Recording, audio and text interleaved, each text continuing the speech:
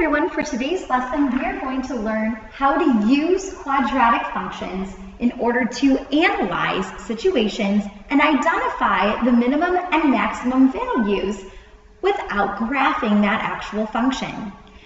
Before we get started, I would like you to please go ahead and complete the following warm-up. I would like you to please identify what the vertex is for the following equations. We have y is equal to negative 3x squared plus 12x plus 1. Y is equal to negative 1/2 times parentheses x plus 4 squared plus 3. And y equals 4 times x plus 3 times x minus 5. Please pause the video and complete this warm-up on your own. And when you have an answer, please restart the video and we'll see how well you did. Okay. So the first problem that we have is written in standard form, and in order to identify the vertex, we need to identify the x part first. The x part is where we use x equals the opposite of b over 2a. So the opposite of our b value, the opposite of positive 12 is negative 12. So I'm going to write negative 12, x equals negative 12 divided by 2a. Our a value is negative 3, so I'm going to write divided by 2 times negative 3. Negative 12 divided by negative 6 is equal to 2. So when we're identifying our vertex, 2 is the x part of our vertex. Now I'm going to substitute 2 into my function to find what my y value is. And I'm going to write y is equal to negative 3 times 2 squared plus 12 times 2 plus 1. And if you put this expression into your calculator exactly as you see it, you'll find that y is equal to 13. So my vertex in this problem is 213. The next problem is really nice because it is actually written in vertex form. So to identify the vertex, it's very easy. It's just identifying your h value and your k value.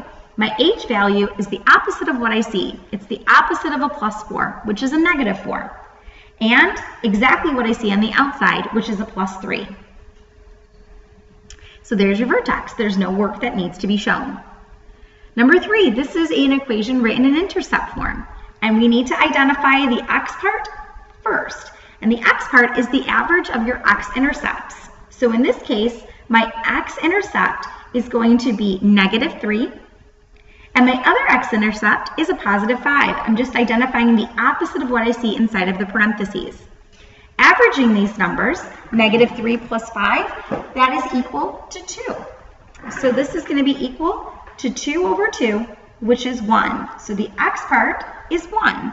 I'm going to substitute 1 into my function in order to find what y is. So I'm going to write y is equal to 4 times 1 plus 3 times 1 minus 5. And if I put this expression into my calculator exactly as I see it, I find that y is equal to 64. So 164 is our vertex. Hopefully the process of identifying your vertex for when you're given any sort of equation is an easy idea for you because it's the foundation for this lesson. So our learning objectives for today is for you to be able to say, I can tell whether a function has a maximum or a minimum value based on its a value, and I can identify that value without a graph. Next, I want you to be able to say, I can solve real-world situations by identifying the maximum or minimum value of a quadratic model. Finally, it says, I can use FOIL as well as other strategies to convert functions written in standard or written in vertex form or intercept form into functions written in standard form. So what that means is that we're going to be going from vertex form and intercept form into standard form. So the first thing we need to talk about are minimum values and maximum values. For quadratic functions, the y-coordinate of your vertex is going to be either the minimum value or the maximum value depending on your a value. So our a value controls whether or not our parabola is pointing up or if it's pointing down. You'll have a vertex that will provide you with a minimum value if a is greater than 0. So that means if a is positive. So in this graph, I have A being positive, and it reaches a low point, a minimum. And that minimum value is going to be the y part of our vertex. So in this problem, because it opens up, you're going to have a minimum point. And the value is going to be just one number. So our minimum value is going to be the y part of our vertex. So I'm going to write the minimum value equals the y part of the vertex. In this picture, we'll have a maximum. So in our maximum, I have A is less than 0, which A is less than 0 means that our A value is negative. And if our A value is negative, our parabola is going to open down.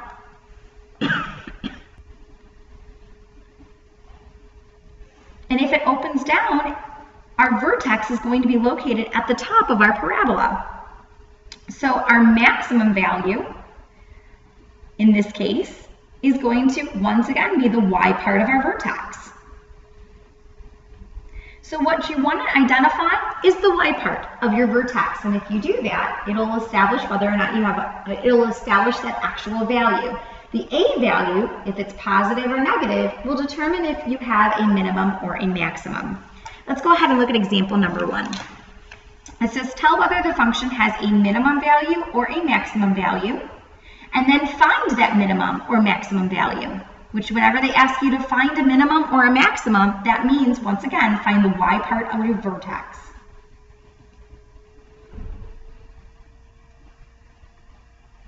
So for example number 1, this equation is written in standard form. So that means I'll be working with the opposite of b over 2a. But before I do anything, I'm going to identify whether or not it has a minimum or a maximum. So in this case, my a value is negative. And because my a value is negative, that indicates that my parabola is going to be pointing down. So that means that my vertex is going to be up on top, and I'm going to have a maximum. So the first thing I'm going to decide is that I'm going to have a maximum value. Next, I need to identify the x part of my vertex. And so I'm going to be working with x equals the opposite of b over 2a. My a value is negative 2, my b value is 4, and my c value is 3. And I just want to use opposite of b over 2a. The opposite of a positive 4 is a negative 4, divided by 2 times negative 2. So this is going to be equal to negative 4 divided by negative 4, which is a positive 1. So now I'm going to use that 1. So step number 3 is I'm going to identify my vertex. And I know that the x part is 1, so I need to identify the y part. So I'm going to plug 1 directly into my function. And I'm just going to replace the f of x with a y since I'm just trying to identify the y value. So I'm going to write y is equal to negative 2 times 1 squared plus 4 times 1 plus 3. And I'm going to put this expression into my calculator exactly as I see it, and I end up with the answer of 5. So I'm only interested in the y part of my vertex. And so my final statement is going to be the maximum value is 5. And that is my answer for letter A. Letter B, I like this. It's already written in vertex form. So before I do anything, I need to decide, am I going to have a minimum or a maximum value? And in this case, my A value is negative. So once again, I'm going to have a parabola that's pointing down, and I'm going to end up with a maximum value because my vertex is located at the top. So I have a maximum. Next, I'm going to identify my vertex, and that's very easy because I have an H and a K value. My H value is going to be the opposite of what I see inside. The opposite of a minus 8 is a positive 8. And exactly what I see on the outside, which is negative 12. I'm only interested in the y part of my vertex. So in this case, the maximum value is negative 12. And finally, letter C. For letter C, this is written in intercept form, and I once again will need to identify the x part of my vertex by averaging the x-intercepts. But before I do that, I need to figure out if this is pointing up or down. So in this case, my A value is positive, indicating that my parabola is going to point up. So that means that my vertex is located at the bottom, which means that I have a minimum value. So step number 1, identifying whether I have a minimum or a maximum. I have a minimum in this case. So now I need to identify the x part of my vertex. So x is going to equal the average of my intercepts. So in this case, my first intercept is the opposite of what I see inside, and the opposite of a -1 is a +1. Since I'm averaging, I'm going to add up my x-intercepts and divide it by 2. So my second number is going to be the opposite of what I see. The opposite of a -4 is a +4, and I'm going to cut it in half. 1 + 4 is 5, and half of 5, well, you can write that as 2.5, or you can write it as 5/2.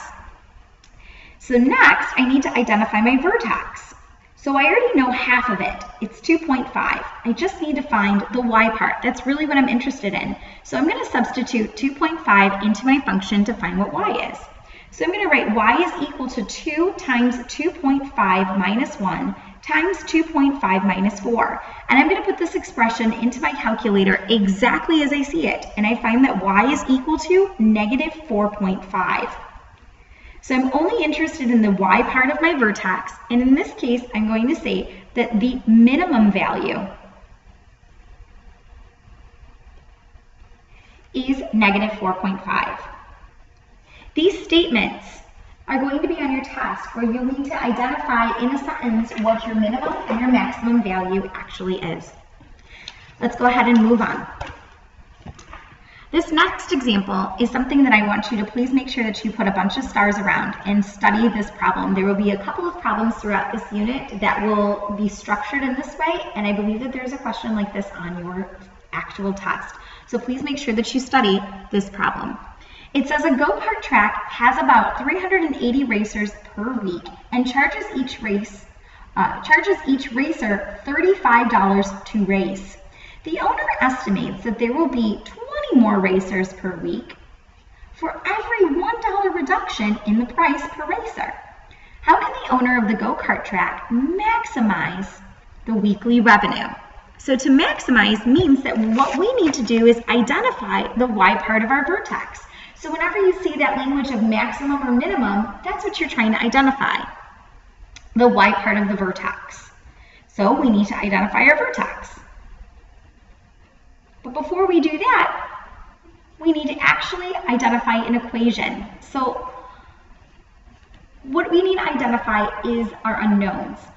So it says, how can the owner of the go-kart track maximize weekly revenue? That's one of the things we don't know. We don't know what our revenue is.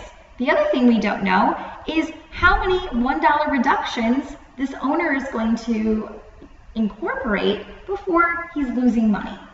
So if you can think about the price being cheaper, the cheaper the price is, the more people will actually come. And if you give away too much money, meaning you take too many dollars off of the price, you're not going to make money anymore. So there is going to be a sweet spot, and that sweet spot is going to be your y part of your vertex. So let's go ahead and identify our unknowns. First of all, the revenue is going to be dependent on the number of $1 reductions. So our independent variable in this case is the $1 reductions, and that's what I'm going to let x equal.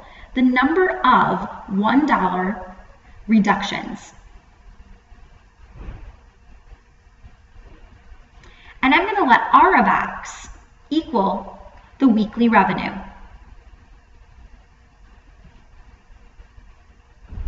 So I'm just establishing my variables. From here, I'm going to try to make sense of the problem by saying that the weekly revenue, how do you make revenue? Well, it's the number of racers that actually come times the price that you're charging. So that's going to be your revenue. It's going to be the price per racer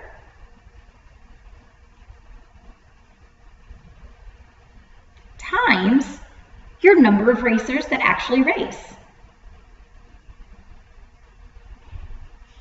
So let's make even more sense of this. Price per racer. Well, the price per racer starts off being $35, and we're going to reduce it by $1 or 1x every week.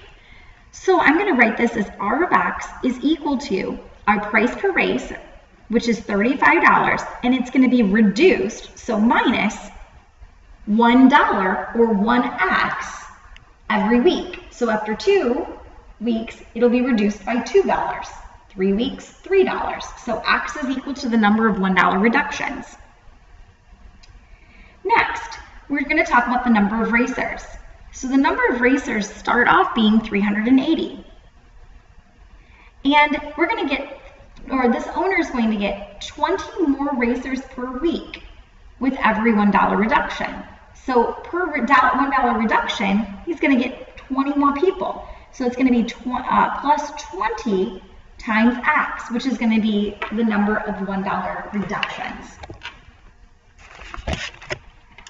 Now, in order for us to identify the Y part of our vertex, what we need to do is we need to probably FOIL and turn this into standard form.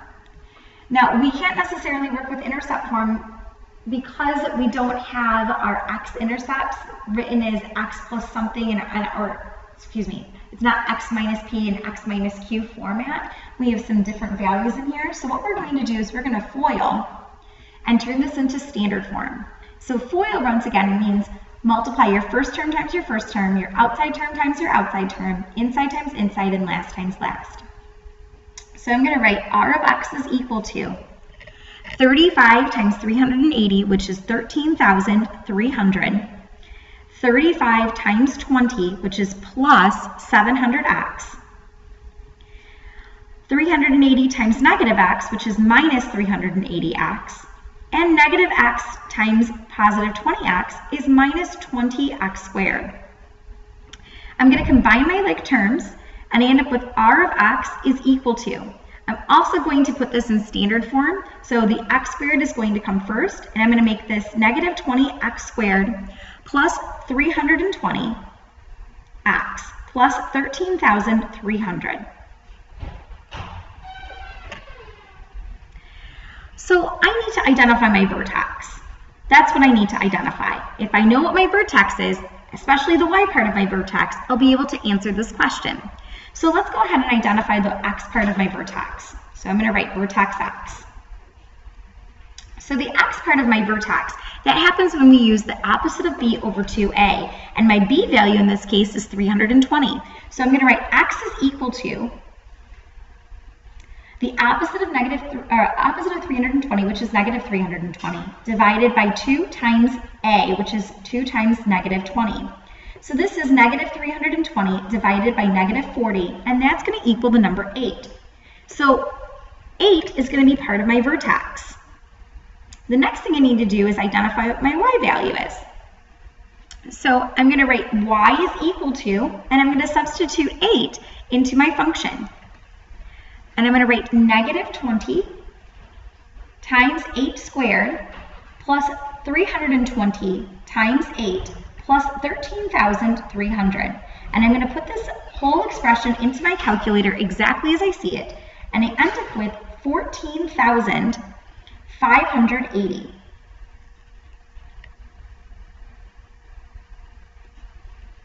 $14,580. So what does this mean? Well, remember that X represents the number of $1 reductions. So if that's the case, you should reduce the price by $8.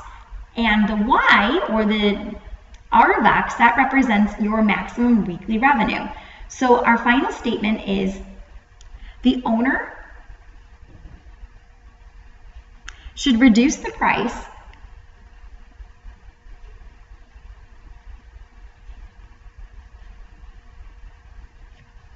by $8 to reach a maximum revenue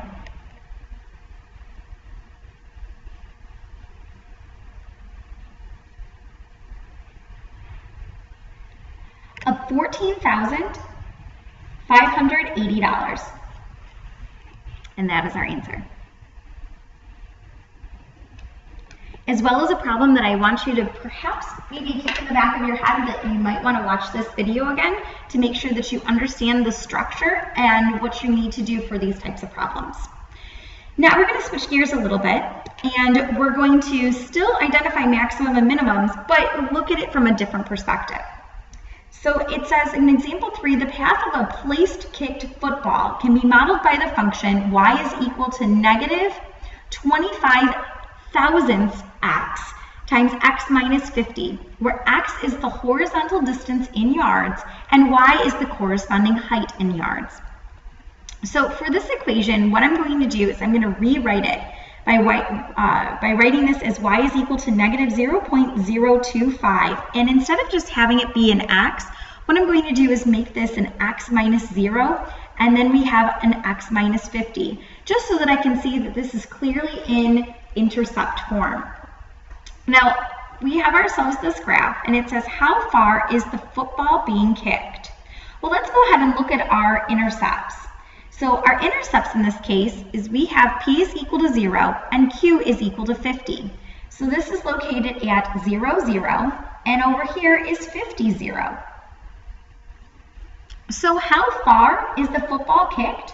Well, it's kicked 50 units, and we would just simply count 50 units, or 50 yards. So that's how far the football is being kicked. So next it says, what is the football's maximum height? So the maximum height is going to be located up here at the vertex. So what we need to do is we need to identify the x part of our vertex and then the y part. And whenever you see maximum or minimum, once again, we're looking for the y part of our vertex.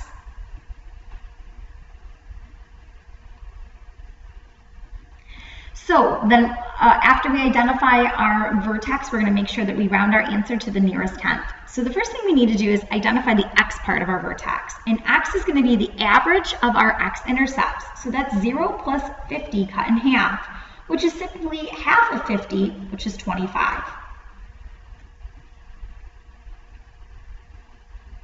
So now that we know the x part of our vertex, we need to identify the y part by substituting 25 into our original problem. So I'm going to write y is equal to negative 0.025 times 25 times 25 minus 50. And I'm going to substitute this expression directly into my calculator. And when I do that, I end up with y is equal to about 15.625. But I want to have my answer rounded to the nearest tenth. So that's going to be about 15.6. So 15.6 yards. And that is your answer. All right, let's go ahead and look at example number 4. It says the Tacoma Narrows Bridge in Washington has 2 towers that each rise 307 feet above the roadway and are connected by suspension cables as shown. So there's a suspension cable on each side, and then you have a bunch of little suspension cables going through. So we have y is equal to, so each cable can be modeled by the function y equals 1 over 7,000 times x minus 1,400 squared plus 27. This is written in vertex form. X and y are measured in feet, and we want to figure out what is the minimum and maximum distances between the suspension cables and the roadway. So we want to figure out the minimum and the maximum height. Well, what's nice is that we can identify the maximum height pretty easily. The maximum height is actually going to be right up here at 307 feet. So that's a really quick thing to identify, that the maximum height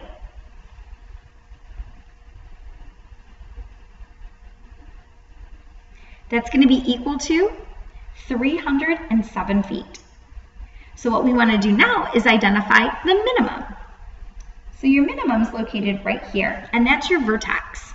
So we want to identify the y part of our vertex. Well, what's cool is that this is already written in vertex form, and I can identify that vertex very quickly. It's the opposite of what I see on the inside, which is 1,400, and exactly what I see on the outside, which is 27. So our minimum height is going to be located right here at 27. So our minimum height, that's going to be equal to 27 feet. And that is the end of that problem. Let's go ahead and flip to the very last page. Next, we're going to be working with transition transitioning are different or going in between all of our forms. So one of the things that you're going to be required to do is going from vertex form to vertex form to standard form and intercept form to standard form. And the way that you can do that is using FOIL. So it says you can change quadratic functions from vertex form or intercept form to standard form by multiplying the algebraic expressions. And one way of multiplying algebraic expressions containing just two terms is to use FOIL. And I already did FOIL in a previous example, but I'll make sure that I talk about it again. So what I have here is a factored form or an intercept form expression. And in order to FOIL, FOIL once again means first, outside, inside, and then last. And that's the order in which you multiply. We're going to multiply our first term times our first term, x times x, which is x squared. Our outside term times our outside term, so x times 7 is plus 7x. My inside term times my inside term, 4 times x is plus 4x. And then my last term times my last term, 4 times 7, that's going to be plus 28. Then we'll have like terms likely in the center, and in this case we do, and so we end up with x squared plus 11x plus 28. So this skill of expanding or getting rid of parentheses to change it to a standard form expression is what we're going to be doing in example number 5. So I'm going to do letter A, and it says in write each function in standard form. So just as a reminder, standard form is y is equal to ax squared plus bx plus c. So there's no parentheses in standard form. So looking at letter A, there are actually two approaches for letter A. But for all of these problems, your first goal is to get rid of the parentheses. And then the second thing you need to do is simplify. So those are your steps for every single one of these problems. So for our first one, there are two options, and I'm going to write down option number 1. This is a problem that's written in intercept form, and I have y is equal to 3 times x minus 4 times x plus 6. Your first option is to FOIL just the parentheses, making this y is equal to 3 on the outside of a bigger parenthesis. And foiling, I have x squared plus 6x minus 4x minus 24. Combining my terms on the inside, I have y is equal to 3 times x squared plus 2x minus 24. Now I need to get rid of my parentheses by distributing the 3 to every single term, and I end up with y is equal to 3x squared plus 6x minus 72. That is option number 1. Option number 1 is where you get rid of, you work with just the parentheses first and then do distributing at the very end. Here is option number 2. Option number 2 is where we distribute the 3 to each term or to just the first parentheses first. So 3 times x, that's going to be equal to 3x, and 3 times minus 4 is minus 12. This becomes a new parenthesis that you're going to FOIL with x plus 6. So I'm going to distribute, or I'm going to FOIL 3x times x, that's going to be 3x squared. 3 times 6, that is plus 18x. Negative 12 times x is minus 12x, and negative 12 times 6 is minus 72. I'm going to combine my like terms in the middle, and I end up with y is equal to 3x squared plus 6x minus 72. Regardless of your approach, you should still end up with the same exact answer. I do not care which approach you go with, but I do want you to try that approach in letter C. So I want you to go ahead and pause the video and please try letter C on your own. All right, let's go ahead and look at letter C. For letter C, I like option number 1, where I just work with my parentheses first and then distribute, but you can go with whatever method makes the most sense for you and your brain. This negative on the outside indicates that we have a negative 1, and I'm going to FOIL on the inside, and I end up with x squared minus 7x minus 2x plus 14. Combining my like terms, I have negative 1 on the outside, and I have x squared minus 9x plus 14.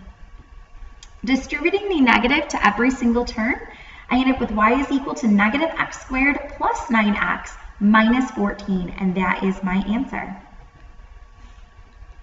Let's go ahead and look at letter B. Letter B, this is vertex form, and I want you to please be very careful.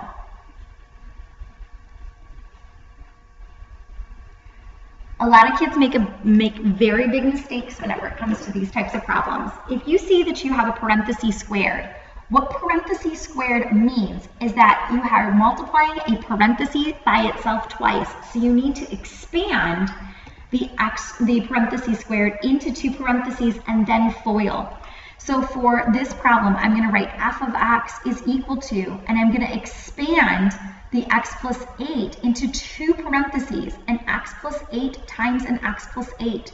Do not distribute the square to each term. The main operation is not multiplication, and it does not produce a correct answer. So then I'm going to just FOIL my two parentheses, and I end up with x squared. I don't need parentheses right here. I'm going to end up with x squared plus 8x plus 8x plus 64 plus 35. At this step, I'm going to combine my like terms, and I end up with f of x is equal to x squared plus 16x plus 99. And there's my answer. Please go ahead and pause the video and try letter D on your own to see if you can expand this correctly. Okay, in this problem we have a 1/2 on the outside of the set of parentheses. So you have a couple of approaches. You can work with the parentheses first and then distribute the 1/2, or you can work with the parentheses and then distribute the 1/2 using either option 1 or option 2. So it just depends on what you want to do. What I like to do for this problem, which is not necessarily the only way, it's just an approach, is I like to rewrite this as g of x is equal to 1/2 times two parentheses and then minus 2. And those two parentheses are x plus 1 and an x plus 1. Then I'm going to FOIL my two parentheses, and I end up with 1/2 times x squared plus x plus 1 minus 2 on the outside. Combining my like terms, I end up with g of x is equal to 1/2 times x squared plus 2x plus 1 minus 2. At this step, I'm going to distribute the 1/2 to every term, and I end up with g of x is equal to 1/2 x squared plus half of 2 is just 1x plus, and I'm going to write this as 0.5 minus 2. Combining my like terms at the very end, I end up with g of x is equal to 1/2 x squared plus x minus 1.5. You can have your answers remain in fractions, or if it's a decimal that terminates like -1.5, you can leave your answer as a decimal. And that is the end of today's lesson. If you have any questions over anything, please feel free to email me. Otherwise, I hope you have a wonderful day.